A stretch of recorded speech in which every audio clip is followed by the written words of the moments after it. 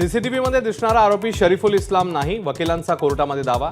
खासगी लॅबमध्ये CCTV footage आणि फोटो मॅच करण्यासाठी पाठवल्याची माहिती।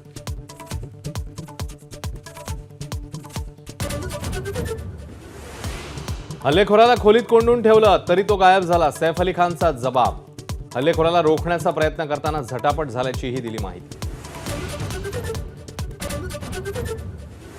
उद्धव ठाकरे स्वबळाबाबत बोलले पण टोकाची भूमिका नव्हती, शरद पवारांची माहिती। तर ठाकरेंची स्वबळाची भूमिका असेल तर त्याचं स्वागत, नाना पटोलेंचा टोला।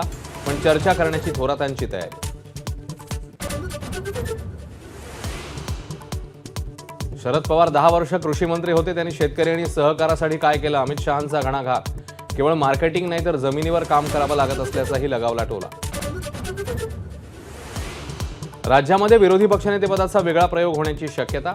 3 पक्षांसाठी 1.5 वर्षाच्या फॉर्म्युला करता पवार आग्रही असल्याची माहिती।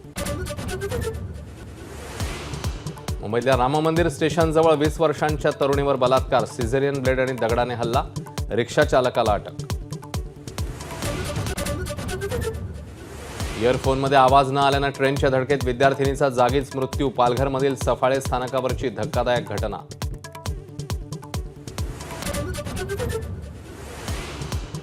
राज्यामध्ये वाहन प्रवास महागला, एसटी तिकीट दरात आजपासून 15% वाढतं। रिक्षा आणि टॅक्सीचं किमान भाडं 1 फेब्रुवारीपासून 3 रुपयांनी वाढणार, परिवहन मंत्र्यांची माझाला एक्सक्लुझिव्ह माहिती।